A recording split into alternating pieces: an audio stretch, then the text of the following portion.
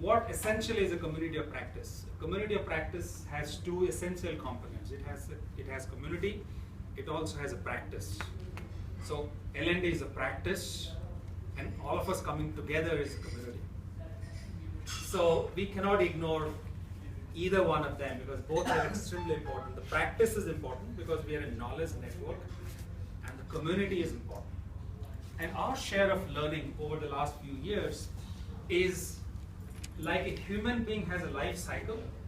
It has this birth and infancy and then adolescence, probably the adulthood, old age, and death finally. Similarly, community also has a life cycle. Community also has this infancy. Like a child needs the maximum care and attention in his or her infancy, community needs the most attention at that point in time. Maybe you have gone through that phase, but we had phases where this group required a lot of attention.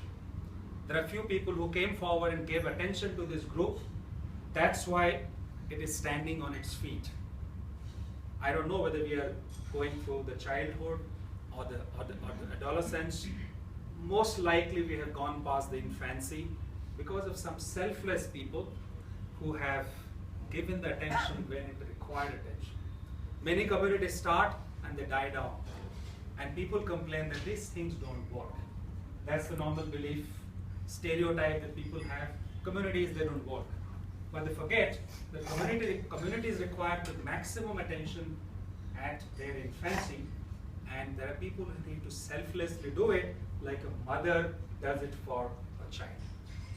So that's one important learning that we had. So what essentially means is every community to thrive requires community champions. And we have many champions today. The Bangalore chapter is running seamlessly because there are champions who are making it happen.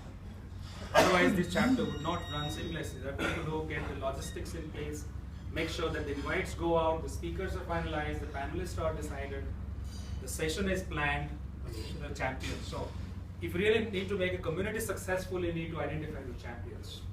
Every community needs one. And if you want to start a community in your organization, in your social setup, identify the champions will take it forward. The other important aspect about our learning in the journey is communities need to be active, alive, interesting. If it is not interesting, if it is not alive, if it is not active, people will not come back. So to bring people back, we'll have to make it alive, we'll have to make it interesting, we'll have to make it highly energizing, very, very active as a group. And that's something which has always been an endeavor on the part of all of us to make it active and alive and interesting all the time. Facebook keeps changing its look and feel. Google keeps changing its look and feel because they know the audience gets bored very quickly if you don't bring in variations. So as a group, there is always an effort on the part of the champions to bring in those variations, those changes, to break monotony and then to make it even more interesting for people so that they keep coming back. Another important learning about community of practice is the community of practice is like a park, very big park. You know what happens in a park? Many people come back to enjoy the park. But there are very few people who actually come and beautify the park. It's the gardener, the manager in charge of the park, the think tank, they beautify the park. But very few people actually do that. But many come and enjoy it.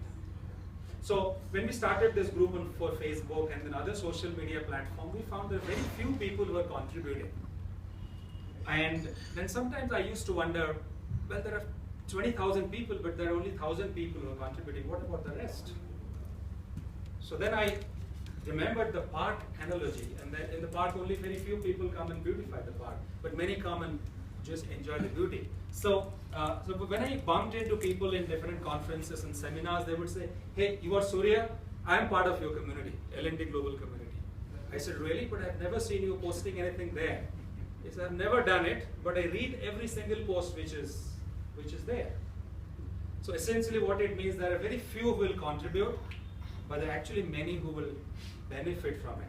Like the park, there are few gardeners who will kind of come and water the plants, they will beautify the plants, the garden, but many will come and enjoy the beauty. That's what community is all about. It's the community. It's not just about who is contributing and who is benefiting out of it. The other important learning from building a community is it is cyclic, as we talked about, and collaborate, co-creation, and contribution are the different phases that we need to go through. So, just before the session, Colonel and myself, we were talking, and then he was saying how we move through different phases of the evolution.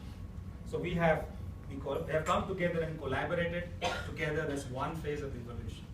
The next phase is co-creation. We are creating artifacts, content, videos, documents. But now, how we go back and make a meaningful contribution to the society, to the industry that we belong to. If you don't do that, after a period of time, the members will lose the sense of purpose, the sense of value. They say, okay, there's so many other communities. Well, why do I have to come here to learn? There are so many other avenues to learn.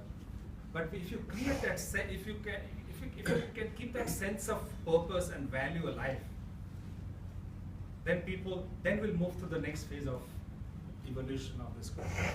So I think these are essential learnings for all of us, which I wanted to share with you.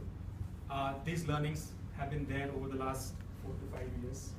And if you want to repeat this anywhere, this model anywhere, if you want to really experiment that in an organizations in any other setting, these learnings are essential, because then probably you don't have to make the mistakes that we made when we started and took this community form.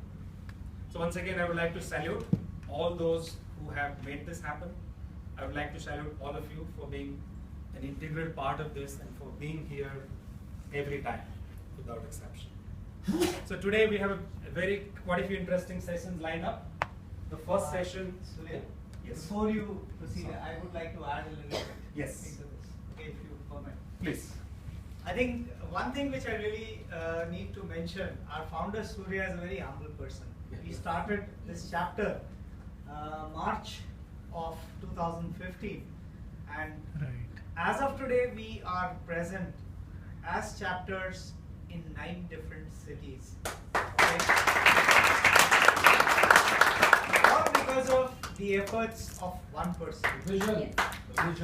Not only this, we are now in the process of converting our entity into a formal body, and by probably the next month we would be a registered non-profit making cooperative society. So, legally representing our entity across the world. Not only this, Surya's efforts have taken us internationally also. The quarterly magazine that is published has been acclaimed and has been a media partner for a number of international HR events. So, a big round of applause.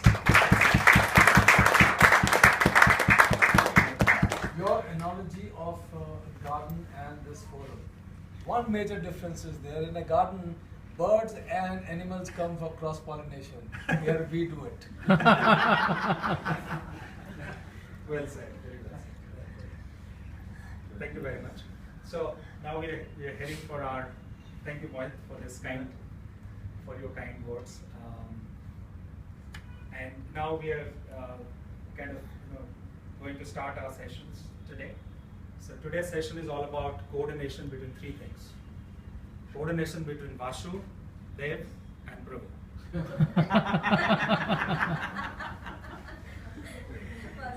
Is that the topic?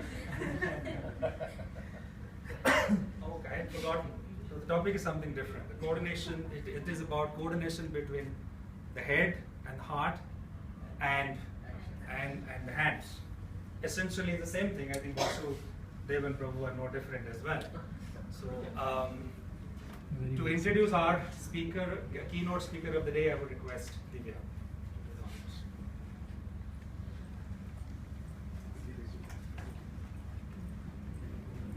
Good morning, everybody. So, thank you for the acknowledgement. Vasudev Prabhu is a very creative person. He is a perfect example of the future of how training should be. You know why? Because he has linked his passion towards his music with training, and he has actually taken it to the corporate world. What best can happen? An amalgamation of head, hands, and hard. And that's why we have Vasudev Prabhu as the speaker for this. And his startup, Harmonica Huddle, has been recognized as the top 7 HR startups in NHRD Showcase in 2015. So apart from that, as a person, he's a very humble person, and that's how, and the fact that, last month we were supposed to have this session last month, but he has been so kind enough, and he actually came and told me, Divya, can we have the session separately? Because he could see that I was trying to juggle between 3 different things. So that shows a lot about his humility. And thank you, Vasu, for being the speaker for today. May I welcome Vasudev Prabhu.